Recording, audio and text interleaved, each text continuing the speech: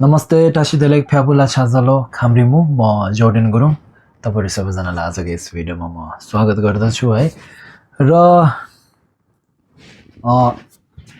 भोलि यानी सोमबार र जुन महिनाको 29 गते है भोलिदेखि चाहिँ हाम्रो लाभा गुम्बामा चाहिँ 45 दिनको लागि बर्खायाम गुफा अथवा इंग्लिशमा समर रिट्रिट अथवा टिबेटनमा यार्ने हुन गइरहेको छ है र अब यो यार्ने समर रिट्रिट यानी बर्खायाम गुफा भनेको के हो त्यस विषयमा त्यो गर्नुको कारण के हो है त्यस विषयमा चाहिँ तपाईहरुलाई म हल्का एउटा जानकारी दिन चाहे है र पहिलो कुरा अब बर्खायाम गुफा यार्ने समर रिट्रिट भनेको के हो भन्दाखेरि अब जब बर्खा महिना लाग्छ जस्तै समर महिना लाग्छ अब त्यो त्यस बेला अब धेरै पानीहरु पर्छन् है र हामीले अब त्यस बेला चाहिँ अब धेरै यताउता नगएर अनि एउटै ठाउँ यानी अब हामी चाहिँ लामाहरु चाहिँ गुम्बा भित्रै बसेर चाहिँ 3 महिनासम्म चाहिँ यो 3 महिनासम्म चाहिँ गुम्बा भित्रै बसेर गरिने पूजा भनौं यसलाई चाहिँ हामीले यार्ने अथवा बर्खायाम गुफा भनेर भन्छौं है र अब यो गर्नुको कारण के हो त्यो म तल भन्ने छु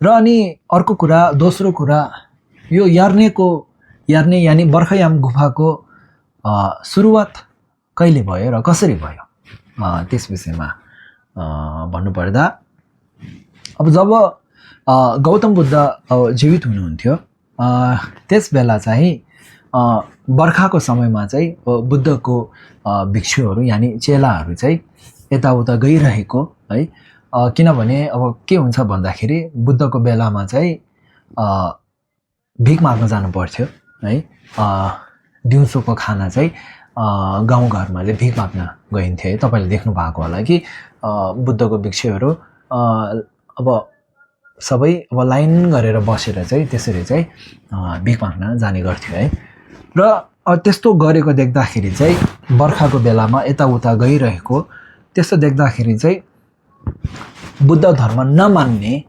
हरूले चाहिँ अनि के भन्नु भएछ भन्दाखेरि गौतम बुद्धको चेलाहरु यो गौतम बुद्धको भिक्षुहरु चाहिँ बर्खाको समयमा जब चाहिँ किराहरु एकदम धेरै हुन्छन् त्यस्तो बेला पनि यताउता गइरहँदा रहेछ र धेरै किराहरु चाहिँ मार्दा रहेछन् है र एउटा बर्खायामको गुफा भन्ने पनि एउटा बर्खायाम गुफाको बारेमा केही पनि थाहा छैन रहेछ उनीहरु चाहिँ यार्ने भन्ने बस्दैन रहेछ भनेर त्यसरी चाहिँ खिसी गर्नु अथवा नराम्रो कुराहरु गर्न थाल्नु भएछ हो र अब त्यो कुराहरु चाहिँ गौतम बुद्धले थाहा पाउनु भएपछि चाहिँ अब धेरै कुराहरुको अब ध्यान गरेर चाहिँ यो बर्खायामको गुफा यानी यार्नेको सुरुवात चाहिँ त्यसरी भएको रहेछ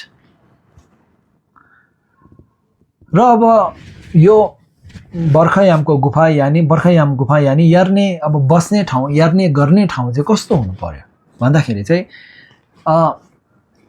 अब अहिलेको कुरा गर्ने हो भने त ठिकै छ अहिले त अब गुम्बा घरमा अब हामीले जस्तै लामाहरुले गेलोङहरुले चाहिँ भिख माग्न जानु पर्दैन नि है गुम्बामै समयमा गुम्बाकै किचनमा खानाहरु पकाएर हामीलाई दिन्छन् है हामीले अब सबैको हाम्रो अब समय हुन्छ टाइम टेबल हुन्छ पढाइ गर्ने पूजा गर्ने र खाना खाने सबै त्यो गुम्बाले अब मिलाइदिएको हुन्छ है त्यो अनुसार आजकल त सजिलो छ नभए बुद्धको बेला हो भने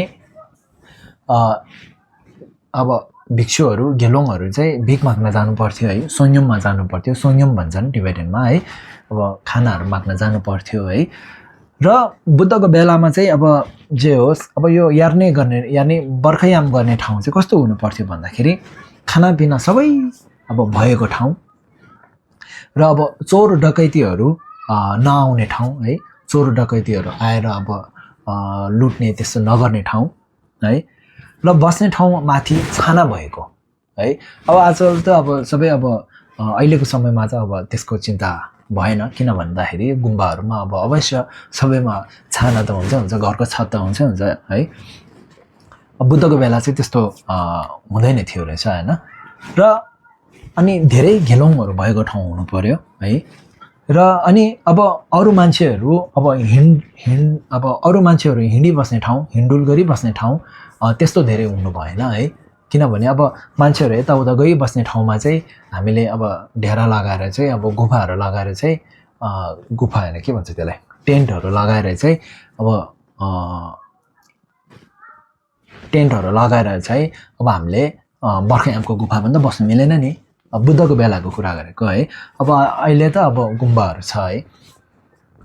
र एउटा अब जस्तै अब गुम्बाको कुरा गर्ने हो भने अब गुम्बाको आफ्नो एउटा सीमा हुन्छ है। गुम्बाको आफ्नो एउटा जग्गा हुन्छ, त्यहाँ चाहिँ यताउता जानु पाइयो हामीले। तर गुम्बाको बाहिर गुम्बाको मेन गेटदेखि बाहिर चाहिँ हामीले जानु पाएन है। अब लामाहरूले चाहिँ यो बर्खायामको गुफा जति लामाहरूले बसिरहेछ त्यो उहाँहरूले चाहिँ गुम्बाको बाहिर जानु मिलेन है। र अब एकदमै अब जानै पर्ने जस्तै अब बिरामी भयो त्यस्तो भए चाहिँ जानु मिल्यो, त्यसमा बिदा मागेर जानु मिल्छ, नभए चाहिँ 3 महिनासम्म चाहिँ जानु पाएन है। तर अब बाहिरको मान्छेहरू अवश्य भित्र आउनु मिल्छ। टुरिस्टहरू भित्र गुम्बा दर्शन गर्नु आउँदा चाहिँ फरक परेन, उहाँहरू चाहिँ भित्र आउनु मिल्यो है त। र अब यार्ने यानि बर्खायाम गुफा बस्नु अगाडि के गर्नुपर्छ त भन्दाखेरि अब हामीले बर्खायाम गुफा बस्ने ठाउँ जस्तै अब गुम्बा होस् अब राम्ररी सफा गर्नु पर्यो है। र अब पूजा गर्ने ठाउँमा छेउछामहरू मजाले मिलाउनु पर्यो, छेउपाहरू मिलाउनु पर्यो, पूजा गर्ने ठाउँ है सबै मिलाउनु पर्यो। अनि अब हिजो र आजको दिनमा चाहिँ हाम्रो अब लाभा गुम्बामा त्यही भइरहेको छ। हामीले चाहिँ सरसफाइहरू गरिरहेको छौँ है। त्यो बर्खायाम गुफाको लागि हामीले तयारी गरिरहेका छौँ। र अर्को कुरा अब पाँचौँ कुरा, खास कुरा अब यो बर्खायाम गुफा यानि यार्ने बस्नुको कारण चाहिँ के हो भन्दाखेरि यसको मूल कारण भनेको अब कारण त धेरै छन् है। तर म तपाईँहरूलाई अब तीनवटा कारणहरू भन्ने छु। पहिलो कारण बर्खाको समयमा चाहिँ अब धेरै अब साना जथाभावी धेरै अब साना किराहरू धेरै हुन्छ नि त है। अब त्यस्तो समयमा हामीले धेरै यताउता हिँडुल गऱ्यौँ, धेरै यताउता गइबस्यौँ भने धेरै अब साना किरा धेरैको ज्यान जान्छ नि त है। त्यसैले चाहिँ अब उहाँहरू अब त्यो साना किराहरूको चाहिँ अब सकेसम्म अब ज्यान नजाओस् है, नमरोस् भनेर चाहिँ यार्ने अब एउटा ठाउँ तोकेर चाहिँ एउटा सीमा तोकेर चाहिँ यो बर्खायाम गुफा बस्नुको मूल कारण एउटा चाहिँ त्यो हो है। त्यो भयो। र अर्को कुरा जस्तै बुद्धको बेलाको कुरा गर्ने हो भने अब सोङ्यम यानि भिख माग्नको लागि ठाउँमा जानु पर्थ्यो नि त। र ठाउँमा जाँदाखेरि चाहिँ बर्खाको समयमा के हुन्छ भन्दाखेरि बर्खाको समयमा चाहिँ पानी धेरै बढ्ने है, बाढी लाग्ने है, ल्यान्डस्लाइडहरू हुन्छ नि त, बाढीहरू लाग्ने, अब खोलाहरू ठुलो हुने है, खोलाले बगाएर लाने। अब त्यस्तो खतरा आफ्नो ज्यानमा चाहिँ आफ्नो ज्यानलाई चाहिँ खतरा भएको कारणले चाहिँ बर्खायामको समयमा चाहिँ उता भिख माग्नु नगएर एउटै ठाउँमा बसेर चाहिँ अब खाना दिने अब झिन्दाकहरू यानि स्पोन्सरहरूले चाहिँ त्यही बर्खायाम गर्ने ठाउँमै आएर चाहिँ बुद्धको बेला पनि बर्खायाम गर्ने ठाउँमै आएर चाहिँ खानाहरू चढाउने है, भिख अब संयम दिने त्यस्तो गर्नुहुन्थ्यो रहेछ। अब जे होस् दोस्रो कारण चाहिँ त्यही हो कि यताउता हिँडुल गर्दाखेरि हाम्रो ज्यानलाई खतरा भएको कारणले चाहिँ अनि एउटै ठाउँमा बसेर यो बर्खायाम गर्नुको कारण एउटा चाहिँ त्यो रहेछ। अब तेस्रो कारण त्यही हो कि अब भिक्षुहरू भिख माग्न अब अरूको अब गाउँघरमा भिख माग्न नगएपछि खानाहरू यतै ल्याइदिने भएपछि चाहिँ त्यो कति समय चाहिँ बच्यो नि त। अब त्यो समयमा खाली समयमा चाहिँ अब भिक्षुहरूले चाहिँ ध्यान गर्ने है, धेरैभन्दा धेरै ध्यान गर्ने मौका पाउने है, पढ्ने मौका पाउने त्यस्तो भएको अब यो खास कारणहरूले गर्दा चाहिँ अनि बर्खायामको गुफा गरिएको। र एउटा कारण अघि मैले सुरुमै भने चाहिँ जब अब त्यो बेला अब बर्खायामको गुफा नबस्दाखेरि चाहिँ बुद्ध धर्म नमान्नेहरूले अब धेरै खिसी गरेको नराम्रो कुरा भनेकोहरू हो। त्यो कारणले गर्दा पनि अब त्यस्तो चाहिँ नहुनको लागि पनि यो बर्खायाम गुफाको सुरुवात चाहिँ गर्नुको कारण यानि सुरुवात चाहिँ त्यसरी भएको हो है त।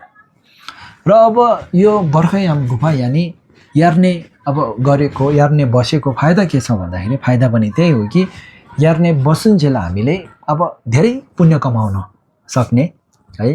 किनभने अब यार्ने बस्ने बेला पनि हाम्रो सोच पनि त्यही हुन्छ कि यो बर्खाको समयमा चाहिँ धेरै अब यताउति गयो भने धेरै किराहरू मर्छन्। अब त्यसैले चाहिँ अब यार्ने बस्छु भन्ने त्यस्तो एउटा सोच भइसकेपछि चाहिँ हामीले जबसम्म यो यार्ने यानि बर्खायामको पूजा गर्छौँ, बर्खायाम गुफा गर्छौँ, त्यतिसम्म नै तबसम्म नै हामीले चाहिँ धेरैभन्दा धेरै पुण्य कमाउँछ नि त। एउटा फाइदा चाहिँ त्यही हो। र अर्को चाहिँ अब खाली समयमा चाहिँ धेरै खाली समय हुने र त्यसमा चाहिँ अब ध्यान गर्न सक्ने है, पढाइहरू गर्न सक्ने। हजुर, अनि अब मूल कारण र फाइदा चाहिँ यस्तो रहेको छ। र यो चाहिँ थियो अब बर्खायाम गुफाको बारेमा एकदमै छोटो कुरा तपाईँहरूलाई मैले भनिदिएको है। तपाईँहरूले पनि अब देख्नु भएको होला कति ठाउँहरूमा लामाहरूले बर्खायाम गुफा बसेको त्यस्तो देख्नु भएको होला है।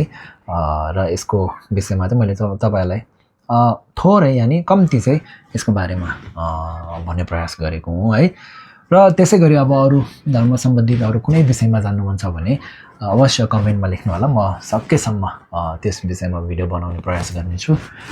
र यो भिडियोलाई सेयर गरिदिनु होला है। हस् त, अनि त्यसो भन्दै अर्को भिडियोमा भेटौँला। धन्यवाद।